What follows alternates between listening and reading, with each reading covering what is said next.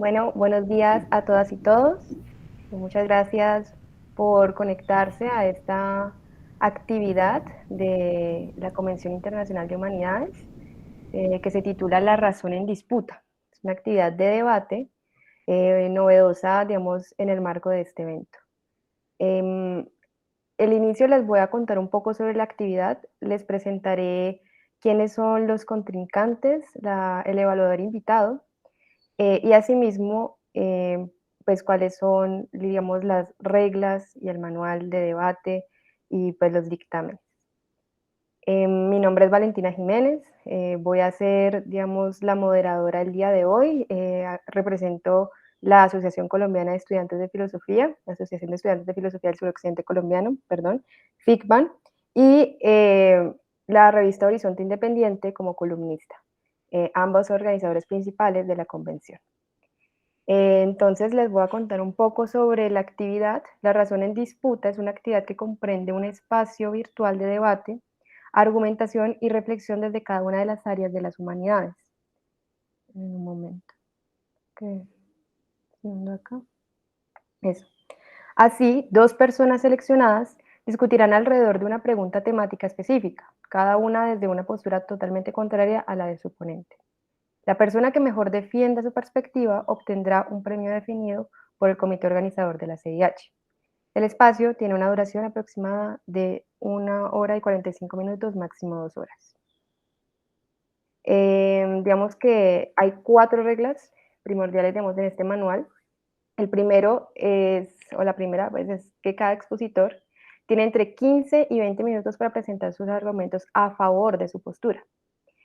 La segunda es, se dará un espacio a cada expositor para hacerle solo una pregunta a su contrincante. Esta tendrá máximo 5 minutos de respuesta. Y la tercera es que la persona moderadora le hará una pregunta a cada expositor, también cada uno tendrá máximo 5 minutos de respuesta.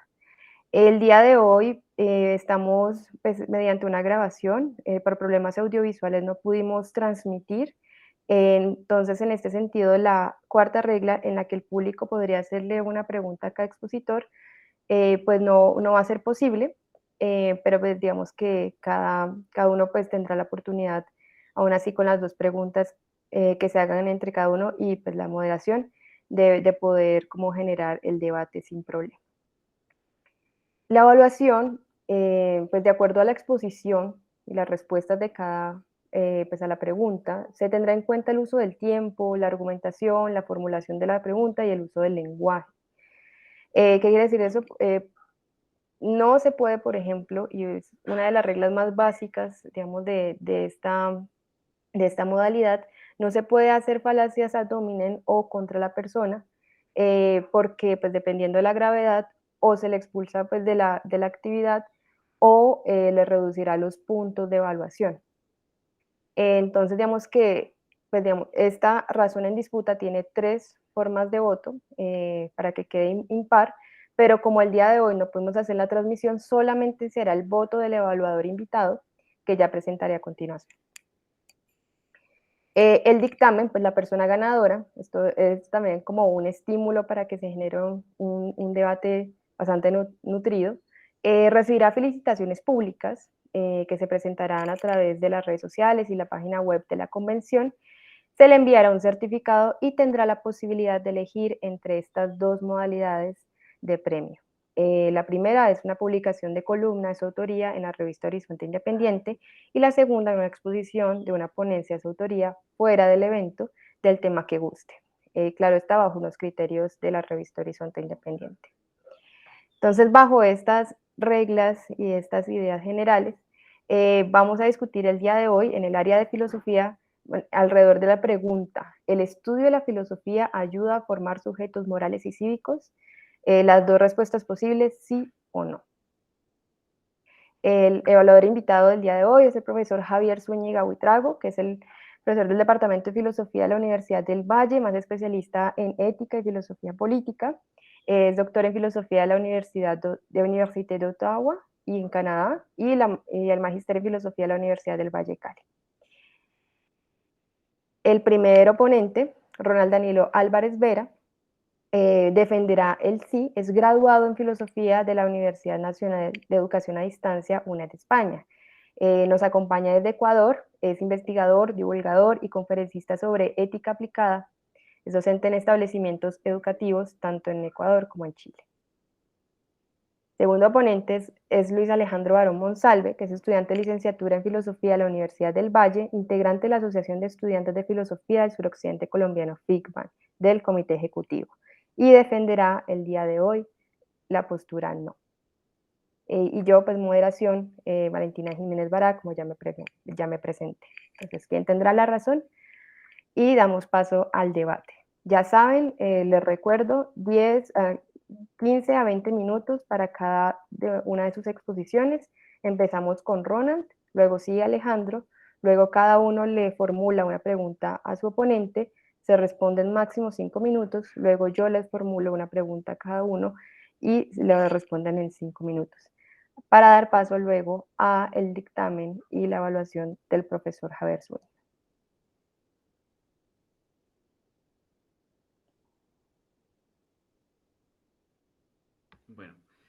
Bueno, buenos días con todos. Gracias por la oportunidad de participar en el debate.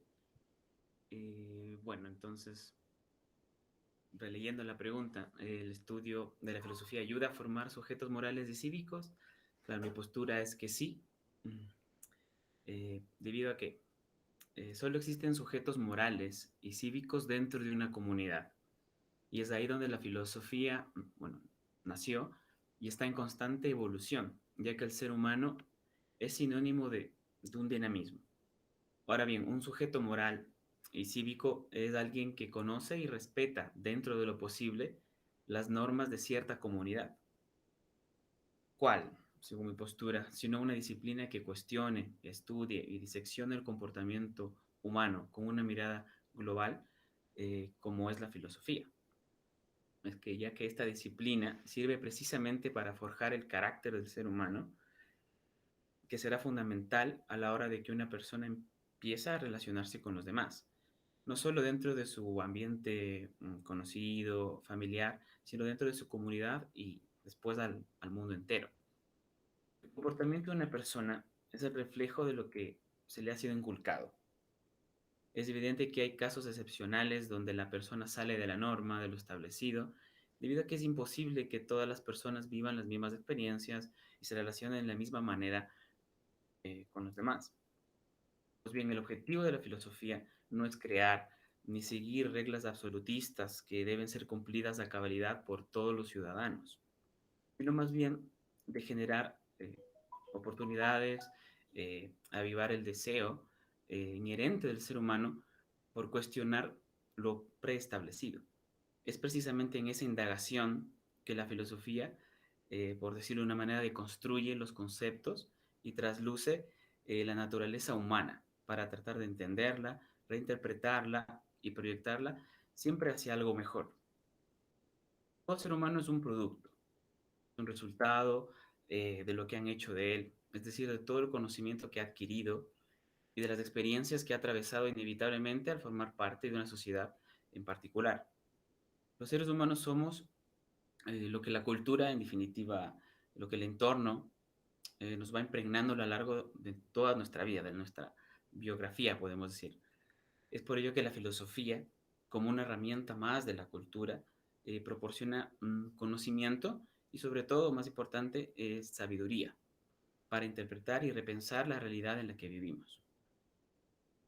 La filosofía entonces es una herramienta pedagógica fundamental a la hora de construir sujetos morales y cívicos más reflexivos, ya que transmite contenidos tanto teóricos y prácticos para despertar en los sujetos esa sensibilidad a los problemas tanto locales como globales. Es decir, ayuda a construir sujetos más conscientes de su entorno, empáticos y, ¿por qué no, solidarios para con los demás? A todo ser humano se le debe incentivar a través de la filosofía, pienso yo, a conocer y analizar críticamente el funcionamiento del mundo y sus distintas esferas, tanto como la esfera económica, política, social, cultural, tecnológica, ambiental, por nombrar algunas. y además proporciona conocimiento y comprensión de los derechos y responsabilidades que tiene el sujeto para con el otro. Se trata entonces de relaciones intersubjetivas en las cuales la filosofía acompaña de manera de guía, como si fuera un guía en un mapa, para que cada sujeto en su dimensión individual desarrolle habilidades interpretativas, comunicativas y sociales que le permitan participar en actividades de grupo, con actitud solidaria y tolerante, utilizando el diálogo y la mediación para abordar los inevitables conflictos que se presentan en la vida social. Es por ello que la filosofía moral nos ayuda a indagar la vida del ser humano, a entender cómo nuestra especie ha llegado a este preciso momento en la historia. Además, no solo trata con preguntas abstractas, como lo son bueno, los conceptos qué es bueno, qué es malo, estas dicotomías en términos generales, sino que la filosofía también nos ofrece marcos prácticos para la toma de decisiones y y resolver los desafíos morales como en qué es importante enfocarse dentro del contexto específico de un sujeto particular para solucionar problemas reales eh, y sobre todo urgentes en la sociedad. Que la filosofía ha pasado de ser muy contemplativa o teórica, en el mejor de los casos, al margen de la realidad, pero en verdad el ser humano aplica de manera práctica la filosofía cotidianamente, desde el inicio.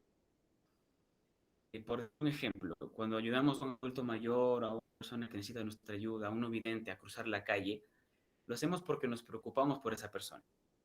Nace en nosotros, o al menos de la mayoría de las personas, el deseo por brindar ayuda a quien más lo necesita. Lo hacemos porque nos ponemos en su lugar. Nos importa, como me gusta decirlo a mí, nos importa el otro. Solemos decir que así nos han criado, que nos comportamos de esa manera porque nos han criado de esa manera. Lo hemos aprendido, nos han enseñado nuestros padres y a nuestros padres, sus padres, etcétera. Es decir, ponemos en acción justamente esa enseñanza, esa costumbre inculcada usando el raciocinio, pero también la emoción. Eh, que para mí eso es filosofía pura, la unión del raciocinio con la emoción que nos lleva a actuar. Ahora bien, si lo llevamos a mayor escala, pensamos en comunidad, la filosofía nos abre la mente hacia lo global, cuando somos conscientes de que existen otras realidades que experimentan otras personas con diferentes condiciones, ya no solamente físicas como el ejemplo que puse, sino también, por ejemplo, socioeconómicas. Entonces, un sujeto cívico está comprometido a la consecución de un mundo más justo, pacífico, la equidad de género, la diversidad y las múltiples pertenencias identitarias de las personas o de los pueblos como fuente de más intenta y rol en la sociedad, cada individuo intenta una mejor redistribución tanto del poder, de las oportunidades, de los recursos, o incluso tiene una visión bueno, más amigable, más cercana para con la naturaleza, tiene una conciencia ecológica. Bueno, todos estos y otros importantísimos valores nacen de la filosofía misma, que posteriormente disciplinas van tomando estos conceptos y las hacen suyas desde su campo. Mostrado que ciertos valores morales y cívicos han llegado a ciertos extremos, independiente de la cultura a la que nosotros formemos parte, nos han resultado, ese comportamiento nos ha resultado bastante extremista y peligroso. En estos casos, la filosofía entra nuevamente en acción para reinterpretar, desmembrar, indagar por qué estos modelos de conducta, ¿no? Estos modelos morales y, y cívicos llegaron a normalizarse y ser compartidos por un grupo de seres humanos o una gran parte de seres humanos. Es claro entonces cómo lo moral y lo cívico es político y lo político tiene que ser interpretado y debatido a través de la filosofía.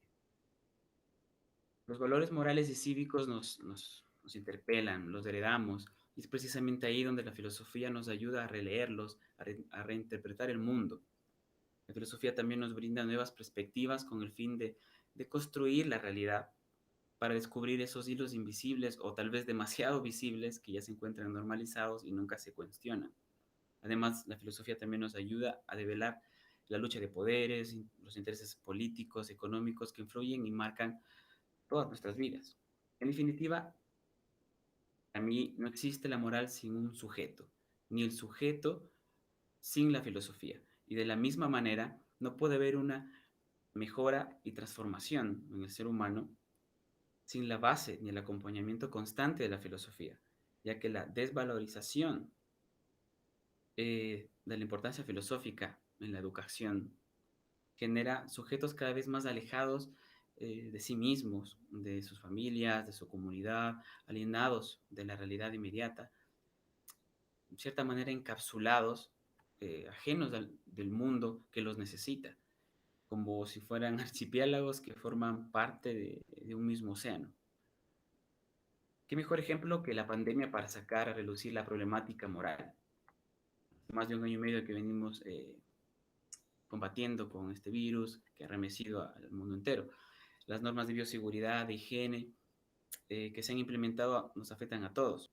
Si bien se trata de bueno, leyes y normas estatales impuestas que nos vemos obligados a cumplir en la mayoría de los casos, sin embargo, el comportamiento individual, basado en las creencias y costumbres, ha reflejado una vez más la importancia de la reflexión profunda y crítica que la filosofía nos ofrece. Nuestra humanidad ha sido puesta a prueba. Hemos tenido que decidir si salvarnos a nosotros mismos de una manera egoísta e individual o pensar en comunidad. Hemos sido testigos del aprovechamiento de unos sobre otros, poniendo la vida de los más necesitados pendiendo de un hilo. El sistema mundial ha colapsado en todas sus capas y las consecuencias durarán muchos años más. El ser humano se vio en la encrucijada de velar por sí mismo o pensar en el otro, pero en el otro como una finalidad en sí mismo y ya no como un medio. La pandemia es sinónimo de crisis, pero la crisis es una oportunidad. En definitiva, la pandemia nos obliga a repensar nuestras costumbres, nuestras creencias y acciones. En otras palabras, a filosofar. Finalmente, no debemos olvidar que la filosofía construye, pero también a la vez genera caos, desorden, es revolución, corroe lo llamado normal, nos muestra las falencias en el camino que vamos recorriendo como humanos, desborda los límites que nos cierran, que nos alejan, que nos dividen, que nos vuelven egoístas, para así poder transformarnos, mejorarnos, no solamente como sujetos, sino también como miembros de una comunidad más grande a la que llamamos humanidad. Eso sería mi intervención. Muchas gracias. Vale, muchas gracias, Ronald. Recordamos que la razón en disputa es un ejercicio de argumentación más allá de las opiniones personales de los asuntos. Entonces agradecemos a Ronald por haber mantenido pues, las reglas del debate, del manual, y damos paso a el estudiante Alejandro Barón para que defienda su postura. Bien, muchísimas gracias a la Convención Internacional de Humanidades, a el equipo pues, que hace posible pues, este encuentro, al profesor Javier Zúñiga, quien nos acompaña el día de hoy, y por supuesto a mi compañero Ronald, que ha hecho una exposición muy interesante de sus argumentos. Bueno, en relación a la pregunta, cuando me confronté con la pregunta, pensaba pues que la pregunta nos induce un poco como a ciertas respuestas y naturalmente pues no hay una manera sencilla de lograr que una pregunta no se convierta, digamos, en una trampa, ¿no? Pero, digamos, a la hora de defender el no ante esta situación de si la filosofía ayuda a la formación de los sujetos morales y cívicos, pues yo tengo tres argumentos fundamentalmente que los voy a enunciar primero y luego voy a explicarlos. El primer argumento es: no hay una moralidad o un civismo sustantivo que pueda predicarse, digamos, a nivel universal como un axioma que se cumple en particular. Eso implicaría que No existe una moralidad ni un civismo que pueda predicarse a cualquier persona que se acerca a la filosofía, que la estudia profesionalmente, disciplinarmente, y en ese sentido estaríamos precisamente ante un no, ante la pregunta que se nos ha planteado. El segundo argumento sería que, excluyendo los conocimientos técnicos, tecnológicos, profesionales específicos de algunas áreas, no hay ningún tipo de formación que pueda predicarse a los sujetos particulares por acercarse a estas áreas. Y ya pues explicaré un poco más de qué parto para esa consideración. Y tercero, por el contrario al planteamiento afirmativo desde el que uno se pueda posicionar en la pregunta, considero que por el contrario la filosofía forma sujetos para el cuestionamiento de ciertos elementos establecidos dentro de la polis, dentro de la nación, dentro de la comunidad, dentro de la ciudad, que los hacen, por el contrario, sujetos orientados a un valor contrario al civismo, por así decirlo. Esos serían mis tres argumentos y voy a entonces explicarlos brevemente. Cuando se dice en el primer lugar que no hay una moralidad o un civismo sustantivo que pueda predicarse como un axioma universal, partimos del siguiente supuesto. Digamos, no hay una moralidad o no hay un civismo concreto en el que podamos sentirnos recogidos todos y todas las personas que nos adentramos en el estudio de la filosofía o en las inquietudes de los problemas filosóficos, a partir de las cuales podamos generar un consenso de encuentro en cuáles son las formas de la moral en las que vamos a poder vivir o adentrarnos hacia una vida buena, sino que nos vamos a encontrar, por supuesto, con toda una serie de debates en relación a cuáles son las acciones, a cuáles son los sentimientos, a cuáles son las emociones, a cuáles son las razones para orientar la vida de uno u otro modo. Esa falta de consenso que precisamente nos muestra la imposibilidad de hacer de la moral un sustantivo en sentido predicativo, nos va a imposibilitar considerar que la filosofía nos va a llevar hacia esa moralidad o hacia esa formación de sujetos morales.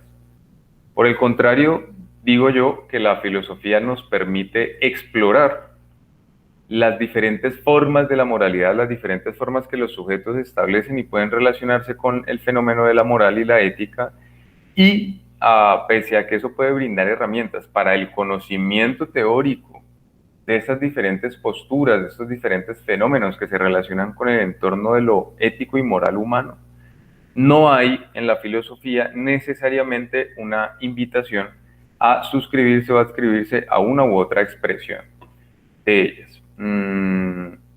Digamos que yo pensaba en la pregunta con algo de trampa.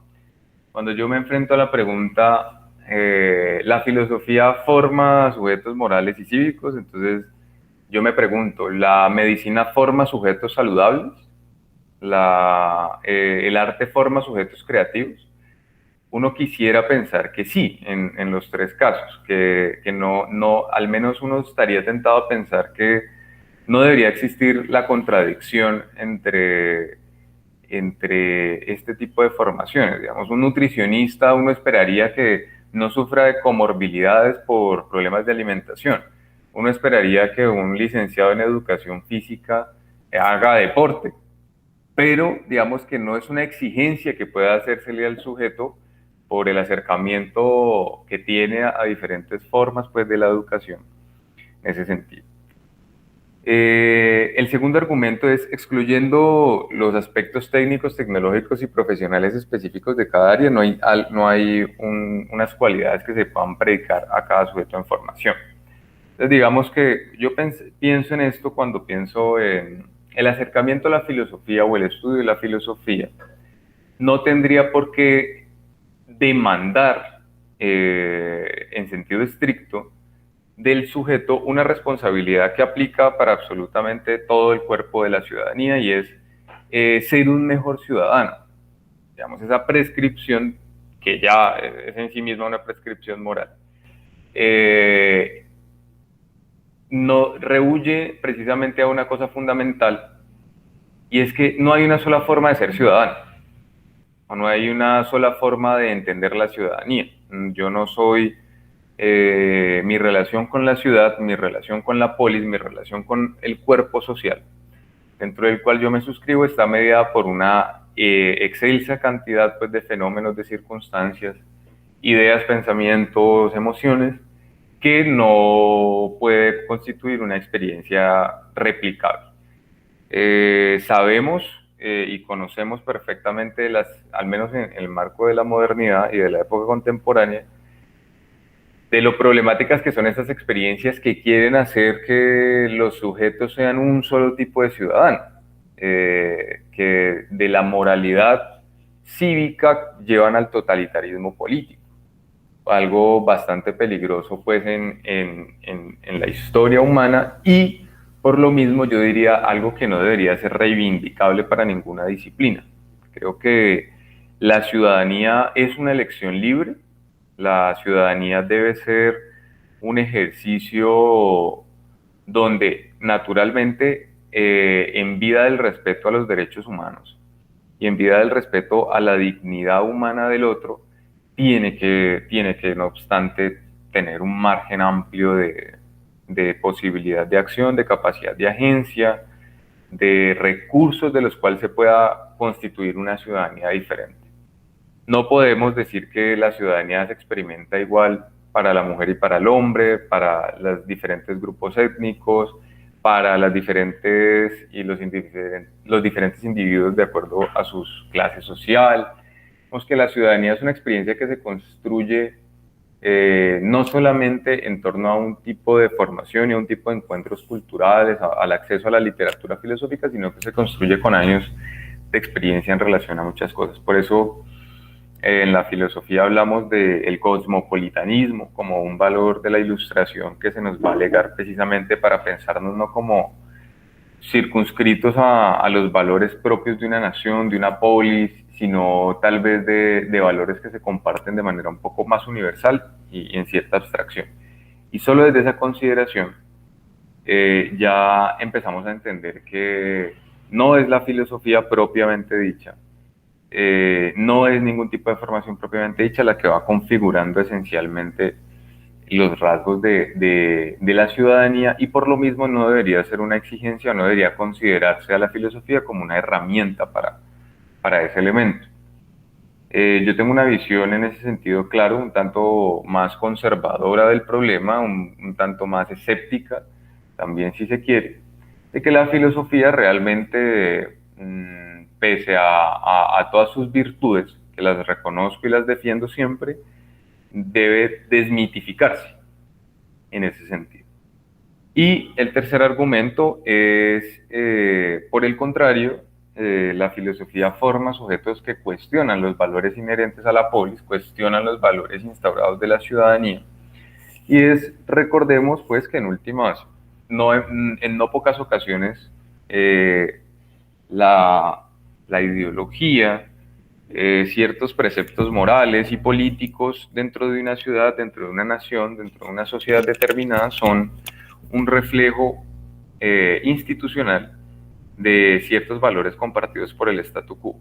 Y creo que si en algo ha acertado la filosofía en diferentes épocas y en diferentes modos, y particularmente en la nuestra, es a poder desnaturalizar un poco esos valores.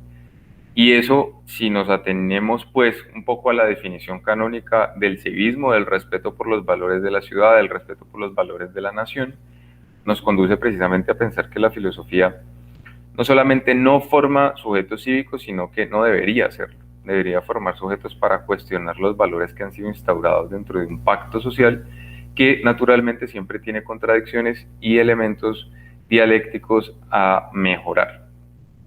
Esos serían mis tres argumentos. Les agradezco muchísimo la atención y les reitero pues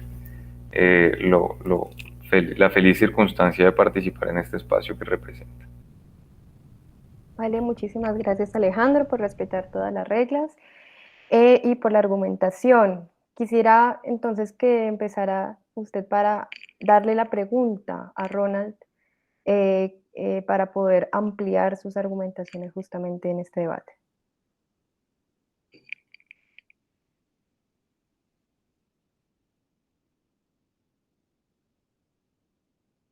Alejandro. Qué pena. ¿Le hago la pregunta a Ronald? Sí.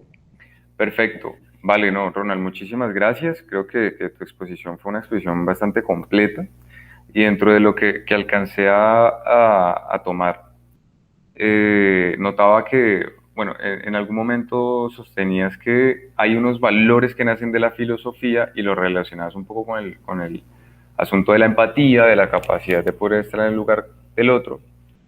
Y yo quisiera como que nos dieras la oportunidad de argumentar un poco más profundamente o ampliar la posibilidad de la comprensión de cómo la filosofía necesariamente nos hace sujetos más empáticos en ese sentido, porque creo que es una aseveración que, digamos, bajo una argumentación tal vez un poco más elaborada, uno podría compartirla en una abstracción un poco más amplia, pero creo que la manera en cómo estuvo expuesta fue un tanto más una opinión que una elaboración argumentativa. Entonces yo quisiera conocer un poco eso porque además el problema pues, de la empatía y la simpatía me ha llamado bastante la atención el proceso formativo y diría, bueno, me interesa conocer un poco más profundamente los argumentos en relación a esta postura. Muchas gracias. Sí, perfecto, Alejandro. Sí, gracias igual por tu intervención, muy interesante. Claro, la filosofía, bueno, más allá de lo que etimológicamente puede significar, amor a la sabiduría, eh, bueno, el amor a la sabiduría, mi argumento parte de que hay que ponerse en el lugar del otro porque el ser humano no es completo. No puede decir de manera soberbia que lo sabe todo, que lo conoce todo y que puede vivir en un mundo totalmente aislado sin la necesidad del otro. Entonces, la sabiduría se encuentra afuera de mí, afuera del sujeto en particular. Por lo tanto, cuando yo pienso el ponerse en el lugar del otro, significa porque tal vez el otro experimenta algo diferente, su vida ha sido diferente a la mía y puedo tanto ayudarlo como recibir ayuda de esa persona. Estamos acostumbrados a pensar solamente en nosotros y en los más cercanos.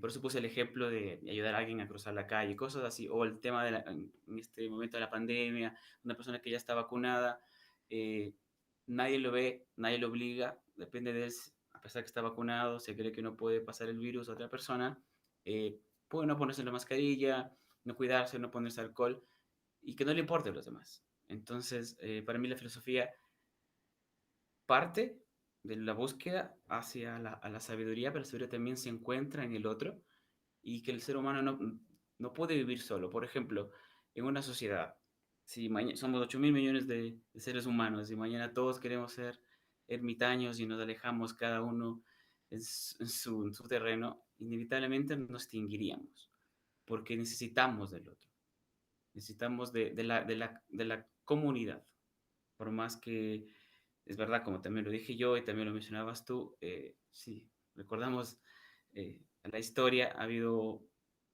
ciertos totalitarismos, absolutismos que han impuesto ciertas normas que nos obliga a comportarnos todos de la misma manera.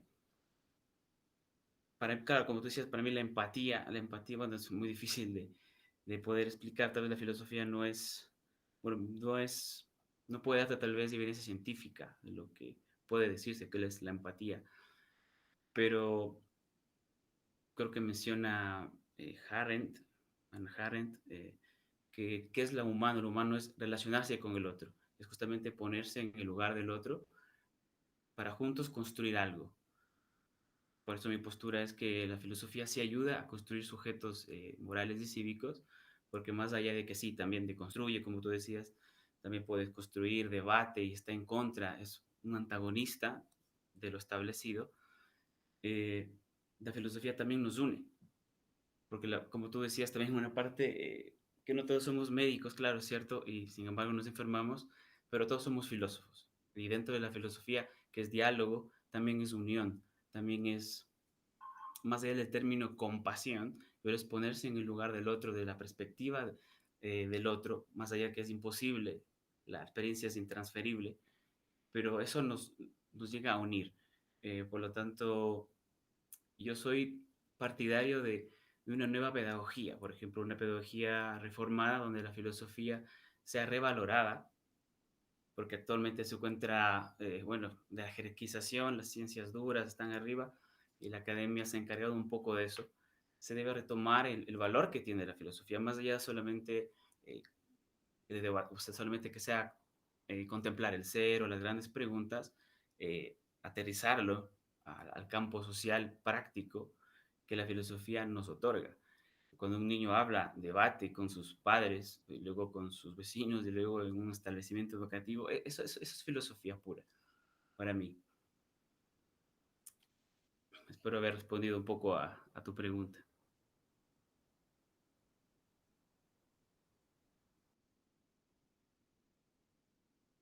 ¿Debo responder algo? Perdón, está pasando un avión, está un poco sonoro. Bueno, muchas gracias Ronald por la respuesta. Entonces quisiera entonces que pueda formularle la pregunta a Alejandro para que amplíe su argumentación. Ronald. Sí, claro, Vale. sí. Claro, como te decía, sí, muy interesante tus tres argumentos, claro. Eh, Quería, bueno, en base a los tres argumentos, quería preguntarte, en alguna parte dijiste que no corresponde a la filosofía, tal vez del formar sujetos cívicos y morales. Quisiera que también tú, en una parte, hablaste un poco bueno, esto del arte, de otras formas. Quisiera que me explicaras un poquito más, entonces, ¿quién o quiénes disciplinas se encargarían de formar un sujeto cívico, a pesar de que tu postura no estás tan de acuerdo de que exista un solo modelo o que deba ser universal? ¿Quién o quiénes son los agentes que formarían sujetos cívicos y morales, independiente de la sociedad que estén, ¿no? Vale, no, creo que es una buena pregunta y naturalmente es compleja porque digamos que a la hora en el marco en el que estaba ese argumento, pues yo no arriesgué tanto como para decir, no es la filosofía, pero sí es tal cosa. No, yo creo que, y no lo podría sostener así. Creo que es un complejo compuesto de instituciones que parten naturalmente desde la familia como el primer núcleo de sociabilidad, y aparte de instituciones de una toma relativamente libre de posturas y decisiones que se van construyendo a lo largo de los años sobre estas experiencias.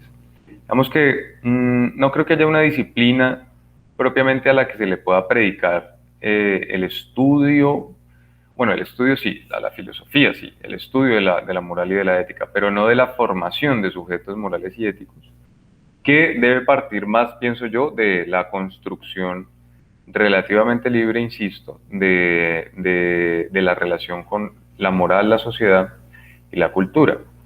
Si en esa elección libre una persona quiere que la institución que le prescriba sus valores morales sea la religión, bienvenida sea. Si en esa elección libre una persona quiere que la institución que le prescriba esa moralidad es un partido político, bienvenido sea. Si en su elección libre un sujeto desea que sea la filosofía disciplinarmente entendida la que le prescriba esa orientación, también bienvenido. Creo que en ese sentido soy tanto un poco pragmático como un poco kantiano, si se quiere así a grosso modo, en el sentido de que creo que mientras se respete la dignidad humana y se reconozca la dignidad en el otro, eh, la, con todas las dificultades que eso tiene naturalmente, con el respeto por la decisión propia de las cosas que pues, se prescriban moralmente, es una opción muy viable. Y pienso como en varios ejemplos a propósito de esto. Y pensaba, por ejemplo, en el tema de la pandemia. Pensaba que lo que hemos visto en un momento, en uno de los momentos en los que en nuestra época, los modernos contemporáneos, hemos tenido que enfrentar mayor dificultad, hemos conocido no pocos casos en los que necesariamente ha prevalecido eh, el propio interés sobre el interés colectivo, en donde hemos conocido lamentablemente que lo que se suponía era la época que nos iba a transformar con mayor vehemencia hacia tal vez unas formas un poco más colectivas de interpretar la vida, ha sido, por el contrario, la reafirmación de que somos sujetos diferentes, somos sujetos diferentes a los sujetos de otras épocas.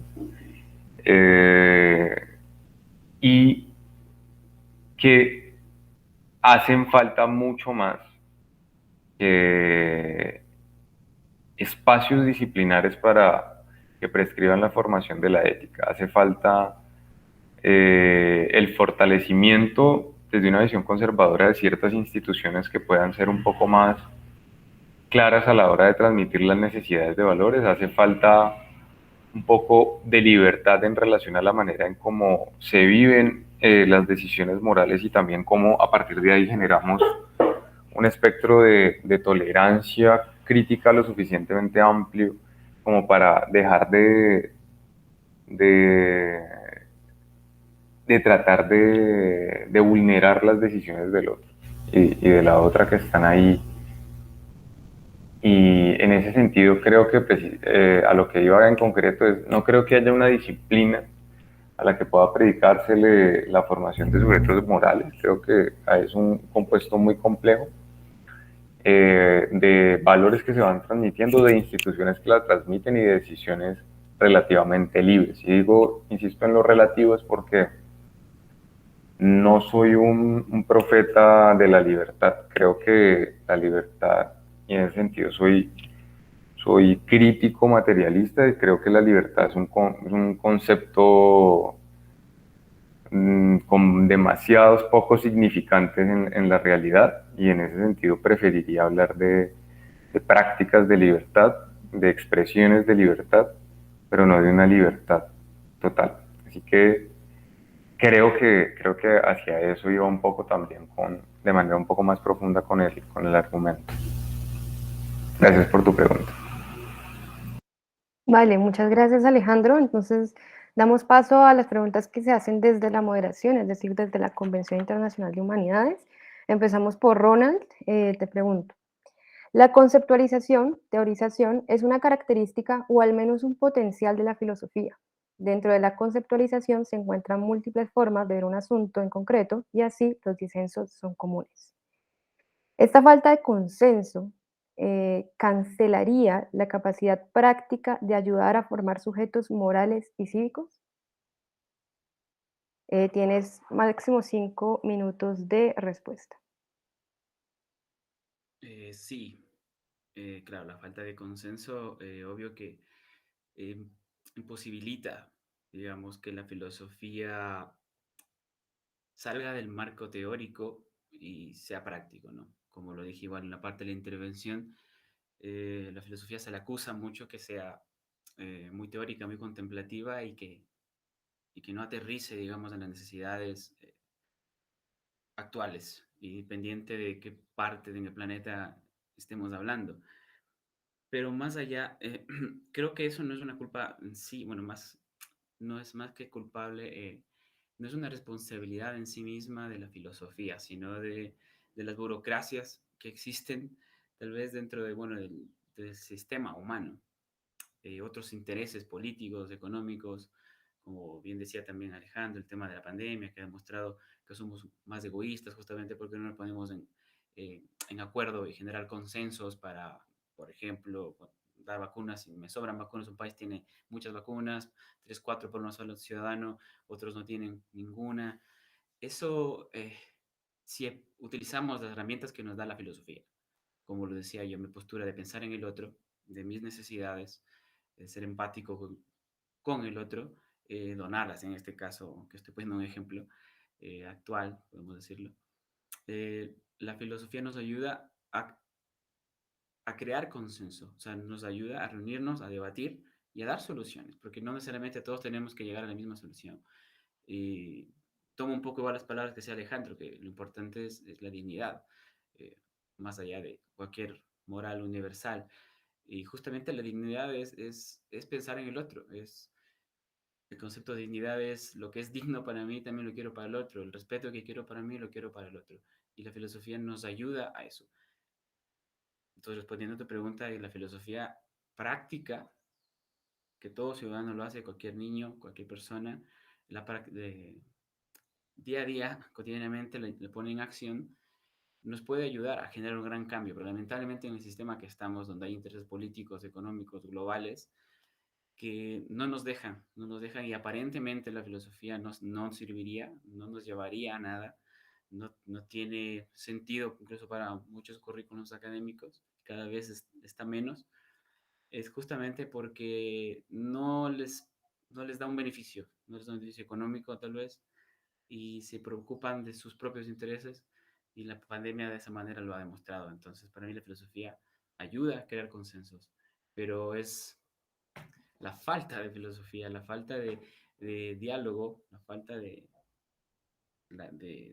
ponerse en el lugar del otro es la que crea estos conflictos y posiciones del uno sobre el otro y a la final la inacción y la desconfianza, desvalorización de la filosofía en sí. Gracias. Vale, no, muchas gracias, Ronald, por la respuesta.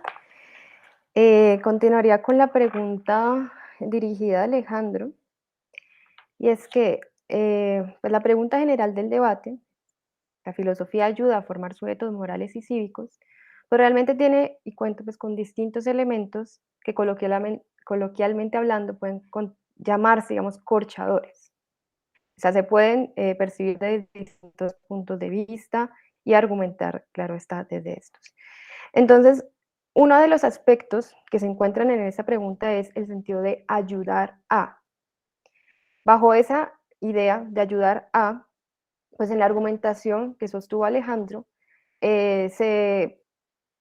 hubo algo reiterativo, y es que se decía pues, que la filosofía no se le debe predicar, más bien no se debe afirmar que es una característica intrínseca de la filosofía ayudar a formar sujetos morales y cívicos. Y justamente que no se le debe considerar una herramienta para este fin. No obstante, pues esta idea de ayudar a jamás se ve contemplado intrínsecamente este sentido, sino que ayudar a no significa, o sea, no se iguala a una herramienta. Entonces la pregunta sería,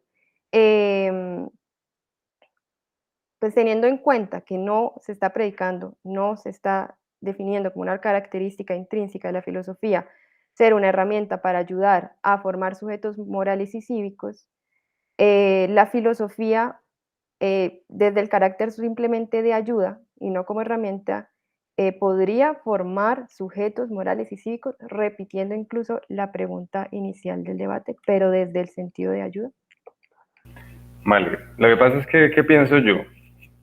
No me quiero ir por la tangente, pero ¿qué pienso yo? Si yo tomo la pregunta y le quito filosofía como sustantivo, como sujeto de la oración, y pongo cualquier otra cosa, o sea, no tiene que ser la filosofía, ni siquiera tiene que ser una disciplina, la religión, la política, la alimentación, ayuda a formar sujetos.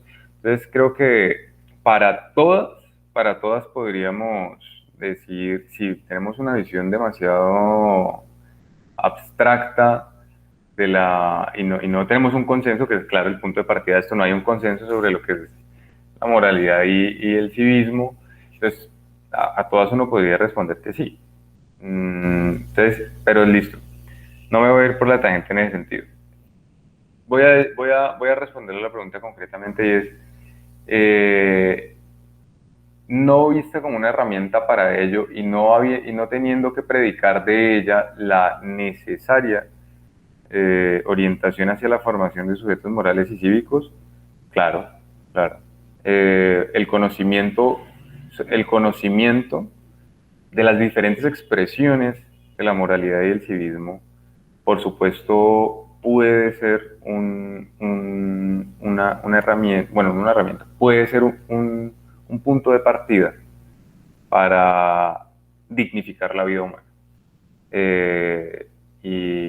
Y en ello creo que no hay contradicción. Listo, vale. Muchas gracias por la respuesta, Alejandro. Ya que contamos con unos minutos adicionales, quisiera preguntarle al profesor Javier Zúñiga, invitado evaluador, si cuenta con alguna pregunta que quiera hacerle a los contrincantes para ampliar pues esta argumentación y así, claro, el dictamen. Bueno, no esperaba que me plantearan hacer una pregunta. No, las dos intervenciones me han parecido bastante importantes. No necesariamente me parece que se contradicen, a pesar de que una responde favorablemente sobre las posibilidades de la filosofía para formar sujetos cívicos, etcétera, y la otra no. Entonces, en el caso de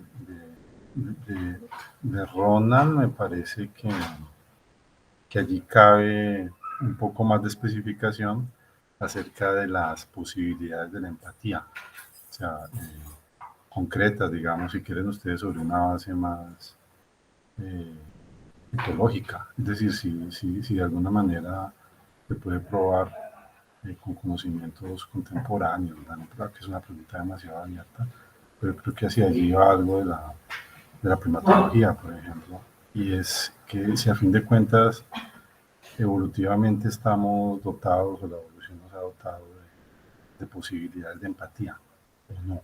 Entonces, eso me parece que merece a mediano y largo plazo un desarrollo importante en lo que respecta a Ronald. Y en el caso de Alejandro, me parece que la respuesta está muy bien encaminada en el sentido de no atribuir tanto a la filosofía, sino más bien a un conglomerado de conocimientos y de instituciones, dice él, ¿no? Que pueden o deberían poder contribuir a esa formación. Y claro, yo veo en Alejandro un gran temor por el totalitarismo y por el hecho de que un Estado tome las riendas de la educación cívica, y lo veo en últimas siendo teniendo una profesión de fe muy kantiana, muy liberal, y asumiendo una visión de la filosofía como invitadora a la autonomía, a la pluralidad. Entonces allí me parece que la reflexión amerita un desarrollo. ¿En qué sentido? Si a fin de cuentas, y por eso las dos posiciones me parecen complementarias, la filosofía, según Ronald, sí puede contribuir a ese proceso de formación. Me parece que ya tiene un punto de encuentro con Alejandro, porque él dice sí, pero sería la filosofía un componente. Pero al final, y bueno, ya es una pregunta más directa para Alejandro, pregunta no, una insinuación de posibilidad de desarrollo. Entonces, bueno, pero no toda, por ejemplo, un Estado revolucionario, que en sí mismo es crítico, ¿cómo formaría ciudadanos que no sean dogmáticos, ¿no? O cualquier propuesta revolucionaria, no necesariamente comunista, ¿cómo haría para no apelar a valores y cómo haría para construir ciudadanos que no estén normativizados? Yo lo dejo allí. Vale, muchas gracias, profesor. Entonces, Alejandro. Ah, bueno, cualquiera, sí, cualquiera. Ronald, empecemos con Ronald. Sí, sí, muchas gracias, sí, bueno, por el comentario, la sugerencia, claro, el tema de la ampliación, sí. Bueno, el tema de la empatía, claro, que es tan difícil, claro, también toqué ese tema. Claro, si bien la filosofía, como decía, no lo puede demostrar, claro, habría que recurrir a otras disciplinas, claro, como usted decía, la primatología o de la biología, la psicología evolutiva, tal vez, que nos puede ayudar a comprender un poco más el tema de lo que en sí es la empatía, ¿no? Que, como lo decía, o ver justamente, no solamente los primates, sino también ver bueno, otros animales o naturaleza que también compiten, pero la naturaleza ha existido y sigue aún, justamente es además de esa amenaza que existe, también es por un complemento, por una comunidad que se establece, una gran red, por eso sobrevive, digamos, en términos biológicos, evidentes, sobrevive y se mantiene y mejora y se adapta. De la misma manera el ser humano. El ser humano eh, también, más allá de supervivencia, del más apto y de competir, realmente hay muchas teorías que acá se van por ese lado, que es la cooperación la que nos ha llevado hasta el momento. Y que, obvio, como decía Alejandro también, no todo, bueno, como también lo decía yo, no todos los seres humanos somos iguales, no todos experimentamos las mismas vivencias. Y la avaricia, la codicia, son parte tanto de lo que nos han enseñado o inculcado o aprendemos tal vez de la docencia, una pedagogía oculta, no tan oculta, perdón, una pedagogía, bueno, de la crueldad, de la violencia, del individualismo, ¿no? Que existe. Pero en sí, la empatía creo que siempre está la empatía. No sé tal vez cómo decirlo en términos más científicos tal vez, pero la empatía está en cada relación humana, desde el ámbito familiar a comunidad, los pueblos originarios que ya la tenían. No quiero decir con esto que nunca hubo conflictos, nunca hubo problemas entre comunidades, pero como lo decía, si lo vemos en la naturaleza es tan evidente, también existe en nosotros que somos parte de la naturaleza. Entonces, para mí es importante la empatía como un principio justamente por la tolerancia, respeto, dignidad eh, para el otro. Esto, muchas gracias. Muchas gracias por la respuesta, Ronald. No sé si Alejandro quiera entonces responder. Pues estaba como pensando en lo que no entendí muy bien cuál fue la pregunta, pero no porque el profesor no la haya formulado, sino porque me perdí. Pero lo que pensaba sobre este asunto de la filosofía como una forma de dignificación de la condición humana a partir de la autonomía, de la dignidad y de otras cosas que pues son legados de la Ilustración y frecuentemente, por supuesto, reconocidos como kantianos y tal vez en la tensión que eso nos pone a la hora de pensarnos en una sociedad autodenominada crítica, o un nacionalismo, en donde el totalitarismo se manifiesta en la práctica y en la teoría también, de formas muy claras. Yo pienso que precisamente el riesgo de asumir o de predicar para ciertas instituciones la formación de sujetos morales es alto. Y el riesgo está precisamente en que cuando le endilgamos la responsabilidad total a una institución o a una disciplina de prescribirnos lo que es lo bueno y lo malo, o sin llevarlo pues a esa dicotomía extrema, lo recomendable o lo no, etcétera, empezamos a permitir más de lo que deberíamos. Yo soy y lo digo con total honestidad y claridad, como un conservador político en muchos aspectos. Yo soy un creyente del orden social y de la necesidad de que exista. No creo en el principio de entropía, no me parece que las cosas se van a regular solas, no creo en el libre mercado en sentido estricto, y muchas otras cuestiones. Pero sí creo que cuando un Estado, sí creo que cuando una iglesia, sí creo que cuando una institución se convierte en prescriptora y sobre todo en agente coactivo de la prédica de los valores morales, se empieza como a perder realmente la dignidad humana. Y cuando todos somos capaces de aceptar en eso, entonces ya definitivamente ya estamos en problemas. Creo que en una visión equilibrada de las cosas, los seres humanos necesitamos unos mínimos de consenso y orden a partir de los cuales operar precisamente para que no se vulneren ciertas cosas, pero también necesitamos una expresión de libertad. Y hay cosas de los totalitarismos, pues lo digo así como entre muchas líneas, que creo que en una sociedad como la nuestra podrían ser beneficiosos en términos del orden social. Pero cuando definitivamente el totalitarismo o las expresiones de él quieren decirnos cómo sentirnos frente a todo, cómo expresarnos frente a todo, con qué lentes mirar al otro, y quieren decirnos que entonces hay ciertos grupos a los que debemos mirar con recelo por sus características inherentes o por sus características construidas. Cuando hay ciertos grupos que quieren decirnos que la mujer tiene que estar encerrada en la casa lavando loza, cuando hay ciertos grupos que quieren decirnos que estas personas tenemos que mirarlas con sospecha por dónde vienen, cuando quieren enseñarnos y establecer un horizonte de visibilidad para absolutamente todas las cosas, entonces ya tenemos que primero preocuparnos y cuestionarnos.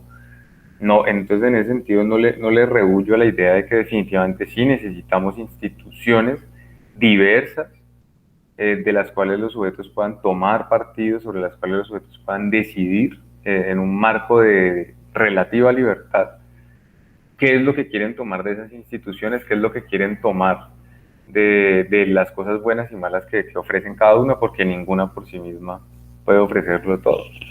Y a partir de ahí operar y tratar de darle, a partir de principios de dignificación humana y derechos humanos fundamental, organizar ciertas cosas. Yo creo que las sociedades latinoamericanas, y tomo mi referente fundamental, que es la colombiana, es un gran ejemplo de que definitivamente necesitamos una sociedad con mucho más orden en sentido estricto, pero el orden no puede significar el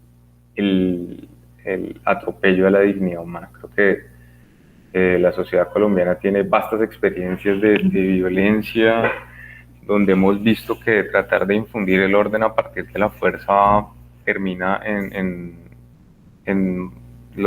salvajismo, en el sentido estricto. Y necesitamos avanzar hacia otras cosas, y creo que es importante que el individuo sea protagonista del proceso consciente de elección de aquellas cosas que son significantes para la vida propia y para la vida del otro. Vale, muchas gracias, Alejandro.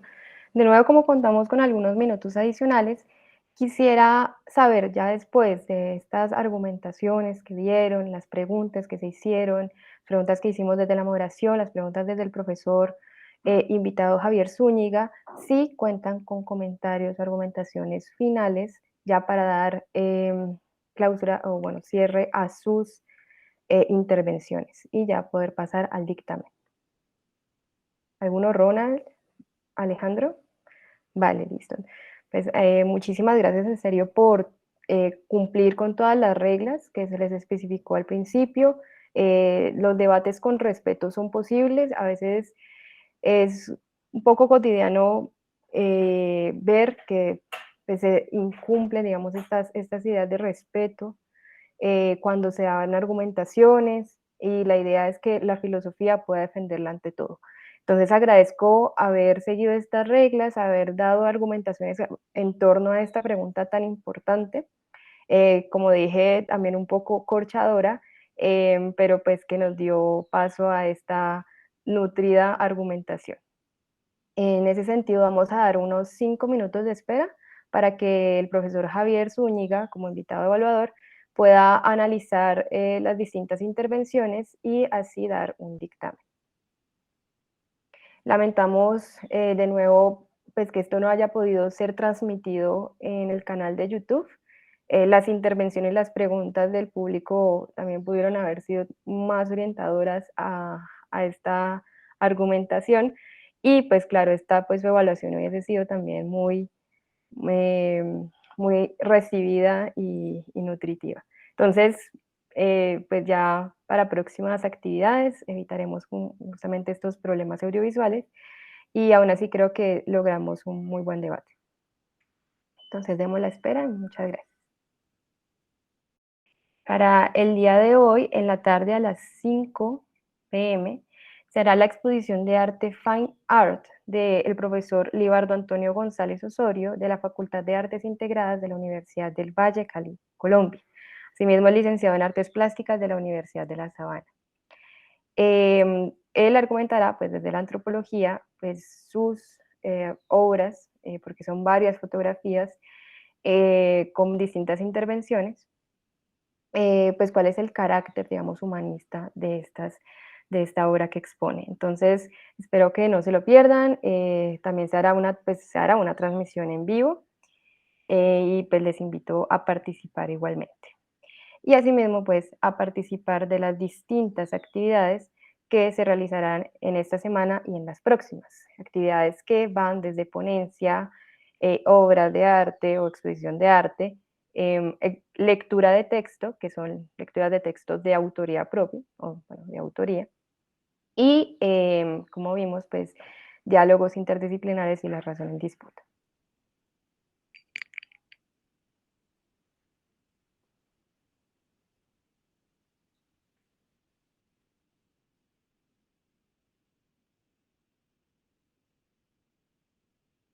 Asimismo, pues ya se encuentra consignado bueno, y subido en la plataforma de YouTube, en el canal de la revista Horizonte Independiente, el evento inaugural que tuvimos ayer pues de la Convención Internacional de Humanidades. En esta se dieron discursos y se dio el primer diálogo interdisciplinar sobre la pedagogía transdisciplinar. Entonces, es muy recomendado y espero que también puedan conectarse y verlo.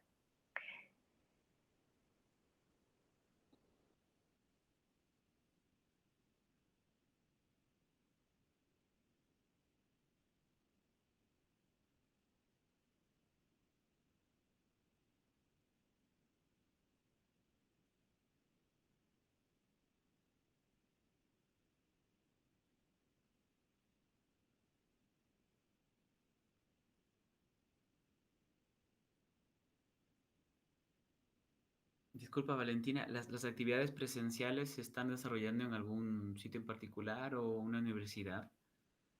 El evento es modalidad virtual, solamente, bueno, únicamente ayer, por ser la inauguración y por tener gran apoyo de la Universidad del Bosque, pues lo realizamos en las instalaciones de esta universidad. Pero solamente, digamos, este diálogo interdisciplinario y la inauguración que se dio fueron presenciales. Pero de resto todas son virtuales, transmisiones en vivo, si no, pues por ejemplo en el caso de las lecturas de texto se subirán pues, a la plataforma YouTube para que puedan acceder a estas en cualquier momento. Asimismo se está cada día nutriendo, pues de acuerdo a cada actividad, esta página web de la convención, que es una subpágina de la revista Horizonte Independiente. Perfecto, gracias. Gracias, Ronald. Valentina, si quieres, ya. Listo, profe. Gracias. Bueno, primero que todo agradecerles a los dos, a Ronald y Alejandro, las intervenciones. Me han dejado muy pensativo las dos intervenciones, sobre todo porque es de una cuestión que sigue siendo acuciante y yo creo que a las nuevas generaciones, sobre todo en un momento tan complejo, pues lo sigue interpelando. Pues en el caso de Ronald, yo veo un gran optimismo con el que estoy de acuerdo respecto de las posibilidades de la filosofía, ¿no? Entonces, en síntesis, para él la filosofía es una herramienta pedagógica, ¿no? Puede servir de mapa para, para los tiempos pues, difíciles, los tiempos críticos, puede ser incluso moderadora de conflictos, nos dice él, pero en todo caso siempre evaluadora de modelos morales y cívicos. Entonces me parece que asignar a la filosofía ese papel crítico no está en discusión y tampoco está en discusión para Alejandro. Pero sí, digamos, atribuye a la filosofía un papel que Alejandro niega. En el caso de Alejandro, él piensa más bien que es un conglomerado de instituciones el que puede hacer eso, pero pues sigue pensando que la filosofía es crítica. Es muy difícil. Bueno, destaco también que los dos son muy buenos comunicadores. Muy buenos, y eso también es una buena noticia, porque comunicar conocimientos de este tipo no es fácil para el gran público. Entonces los dos lo hacen de excelente manera. En el caso de Ronald, la estructura de la argumentación es más sutil, entonces uno escuchándolo se va dando cuenta que hay una construcción, es muy sutil, digamos, en el sentido en que no es tan explícita. No lo digo en comparación con otra intervención, sino que es distinta. Entonces, al escucharlo, uno ve que hay una estructura implícita que se va desarrollando desde el principio, cuando él habla de los seres humanos como comunitarios, diría yo, ¿no? Que necesitamos reglas, necesitamos regular los intercambios con normas, con educación, y bueno, y remata entonces con ejemplos ya de nuestro tiempo, diciendo que es necesaria, digamos, que la filosofía nos permite a nosotros situarnos en el lugar del otro. Ahí de pronto faltaría, pienso yo, muy respetuosamente, como mostrar, ya digamos, ya serán otras intervenciones, ¿no? En algo así tan apremiante como y cómo se puede dar ese acercamiento al otro y más específicamente cómo la filosofía puede ayudar a despertar esos sentimientos de empatía. En el caso de Alejandro, me parece que la pregunta que yo trataba de formularle era, de todas maneras, bueno, aquí en Alejandro la estructura es más explícita desde el principio en la argumentación, entonces él diferencia tres niveles, los va desarrollando, no era una tarea fácil decir allí que no, entonces me dejan también muy pensativos los argumentos, pero al final, digamos, de todas maneras, uno podría preguntar, y bueno, si hay un conglomerado de instituciones que forman a los sujetos por definición, deben tener elecciones libres. De todas maneras, vuelve la pregunta, ¿cómo contribuiría la filosofía y si contribuiría en ese conglomerado, ¿no? Institucional, si tiene conocimientos, metodologías, etcétera, etcétera, que puedan contribuir a la formación de los sujetos libres de los que él habla. Yo declararía un empate técnico, pero creo que no se puede, ¿no? No se puede. No, no se puede.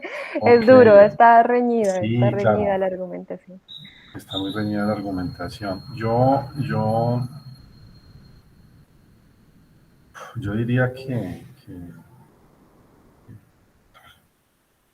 en este punto, pues, de verdad que me es difícil por el grado de dificultad. Es que yo los veo muy igualadas de lo que tenía que responder. Yo diría que Alejandro, pero pues hubiera querido tener más espacio para ver, hacer incluso preguntas y desarrollos, pues no, y inducir a desarrollos de la argumentación y ver más, verificar más, pero bueno, yo me voy a inclinar por la intervención de Alejandro, Ronald, pero queda abierto, o sea, quedo con ciertas dudas, con preguntas que hacerle a Ronald. Ya cierro para no extenderme más. Me parece que quedan dos cuestiones abiertas en en Ronald que se podrían trabajar más. Uno, que ya la mencioné, y es el problema de la empatía. Y dos, una noción que lastimosamente no alcanza a desarrollar, y es cuando él atribuye a la filosofía que está en la cultura, que está en todos, que está en los padres cuando discuten con los hijos, etcétera, etcétera. Esa me parece muy importante. Hubiera querido verla más desarrollada, pero de pronto no tuvo tiempo. Y quizás eso me hubiera inclinado en favor de Ronald, ¿no? Porque esa segunda de verdad que es determinante, ¿no? Yo estoy de acuerdo con él. La filosofía no es meramente pues teoría, sino que está encarnada en las personas, en las culturas. Eso es, bueno,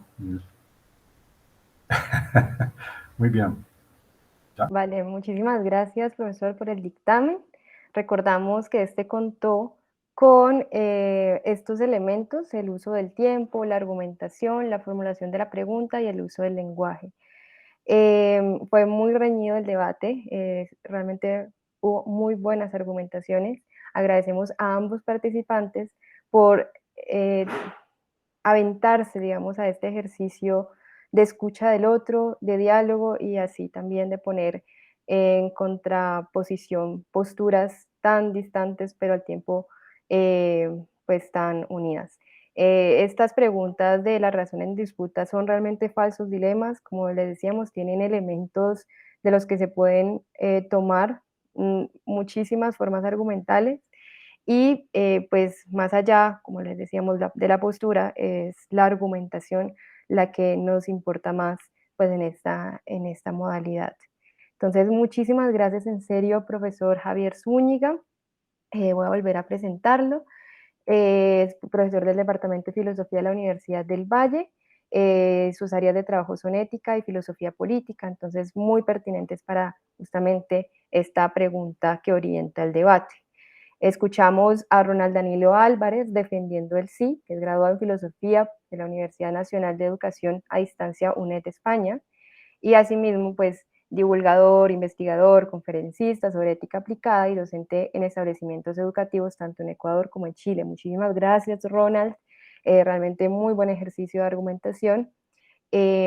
También escuchamos a Luis Alejandro Barón, como estudiante de licenciatura en Filosofía de la Universidad del Valle, integrante de la Asociación de Estudiantes de Filosofía del Suroccidente Colombiano, FICMAN, defendiendo pues justamente la postura no. Entonces felicitamos a Alejandro por haber ganado, digamos, este debate. Realmente yo creo que la ganancia mayor es justamente este ejercicio, el ejercicio de intercambio de posturas, de intercambio de conocimientos y de argumentación, y agradecemos inmensamente a las y los espectadores por habernos seguido, digamos, en esta actividad. Entonces les invitamos a las siguientes actividades de la Convención Internacional de Humanidades de esta semana y de las próximas.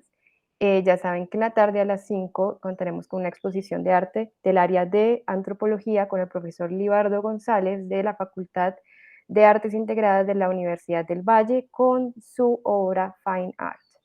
No siendo más, muchas gracias. No sé si tienen algunas palabras finales para cerrar el espacio. Sí, bueno, no, agradecer mucho a la convención, al comité organizador que ha estado pues a la vanguardia del evento. Creo que en lo que va de la programación ha sido maravilloso y estaré pendiente pues del resto de las actividades, a agradecerle a Valentina, a Nicolás fundamentalmente, al profe Javier pues por acompañarnos en este debate, por sus consejos, por sus inquisidoras preguntas que siempre son muy buenas para uno realmente profundizar en los problemas. Y por supuesto a Ronald, que siempre me parece muy grato conocer personas de otras partes, con quienes compartimos no solamente la disciplina, sino también muchos intereses que ojalá podamos como profundizar, ya que pues la virtualidad la pandemia nos dejó un manejo tal vez un poco más hábil de la virtualidad y nos ha conectado en la distancia un poco más.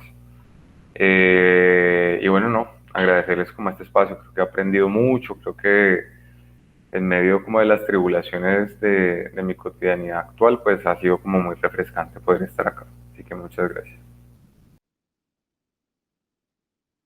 Sí, igual, gracias de la misma manera. Quisiera agradecerle a Valentina por bueno, coordinar y todos los que están detrás de del evento, ¿no? De este bello evento que aún continúa. Igual a las aportaciones, comentarios, sugerencias de la guía del profesor Javier Zúñiga. Y obviamente, claro, comparto igual lo mismo que dice Alejandro. Son bellos estos espacios para debatir, son muy cortos, pero es grato, claro, conocer a más gente que está interesada, ¿no? Está interesada en esos temas tan importantes. Y eso, y felicitarte, Alejandro, además, y muchas gracias nuevamente por la oportunidad en participar.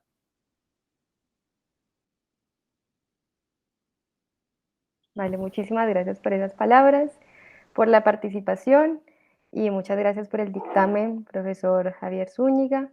Siempre son muy acertados y pues, los comentarios y sobre todo pues las recomendaciones que hace, digamos, a la argumentación y a estas áreas como ética y filosofía política.